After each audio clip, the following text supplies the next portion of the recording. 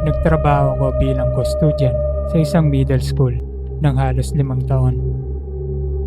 Kadalasan, nasa overnight shift ako. Pumapasok ako mga alas 10 ng gabi. Nagtatrabaho hanggang halos sumikat na ang araw. Sa simula, gusto ko yung trabaho.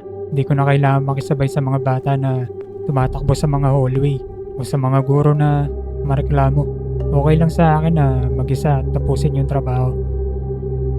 Pero habang tumatagal, napansin ko na iba yung pakiramdam ng school kapag gabi. Hindi lang tahimik, parang patay. Umuugong sa katahimikan. Minsan, parang may mga locker na kusang bumubukas. Mga tubo na kumakalabog sa pader. O yung tubig sa drain na parang may mga yabag. O minsan, akala mo may naglalakad. Tinanggap ko na lang yung mga iba-ibang tunog. Pero may parte ng school na hindi talaga ako masanay. Yung basement. Luma yung school. Gawa pa sa 1950s. Yung basement, ang nasa ilalim ng halos kalahati ng building. Hindi ito inayos tulad ng mga classroom. Parang concrete maze na mga storage room at makikitid na corridor na may mga tubo at mga wire na nakabitin. May mga kwarto na puno ng mga napakalumang desk. May mga kahon na outdated textbook. May mga sirang furniture na nakahakot. Amoy laging basa at musty doon.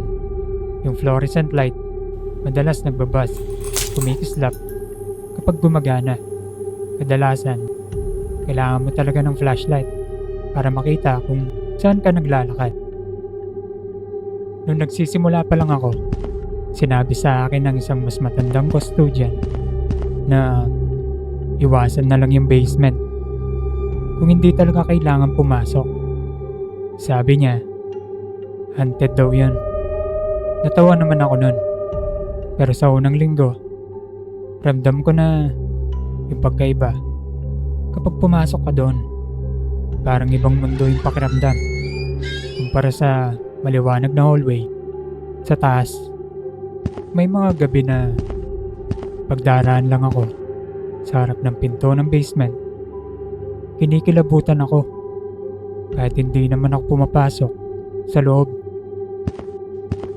Kadalasan, hindi ko na lang pinupuntahan kung pwede. 2 taon na ako nagtatrabaho na may listahan ng task na nakatape sa cart ko. At kasama doon ang mag-akyat ng folding chairs para sa event. Kinabahan ako dahil sa basement kukunin yung mga upuan. Tumayo ako sa tapat ng basement. Ilang minuto ako nagdedebate kung tatanungin ko na lang ba yung supervisor kung pwedeng bukas na lang. Pero ayoko magmukhang tamad. Kaya kinuha ko yung flashlight. Binuksan yung mabigat na pinto at bumaba. Maalingaw-ngaw bawat yapak ng bota ko. Napakalakas ng tunog. Pagdating sa ibaba, pinaandar ko yung switch. Pero iilan lang sa overhead lights ang umilaw. Naiwang madilim yung karamihan sa hallway.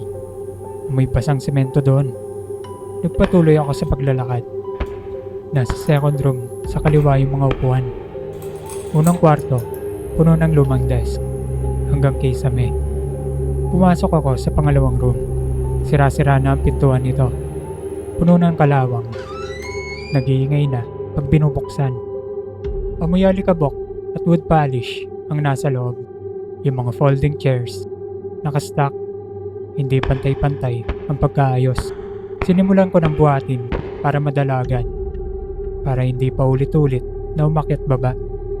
Habang naglalakad ako, bigla akong nakaramdam ng malamig na hangin. Sobrang lamig. Napatigil ako sa paglalakad. Karaniwan, mainit yung basement. Pero yung hangin na yun, parang nakatapat ka ng open freezer. Iniangat ko ang flashlight, pataas at pababa. Pero wala namang kakaiba. Bumalik ako sa tapat ng room. At pagtingin ko ulit sa loob, parang may nagiba sa pagkaayos ng mga upuan. Parang may nagiba sa mga pwesto. Inisip ko na lang na baka nasa isip ko lang. Pinilit kong huwag magpanik. Kinuha ko yung mga upuan. Dinala ko papunta sa hagdanan ng mabilis.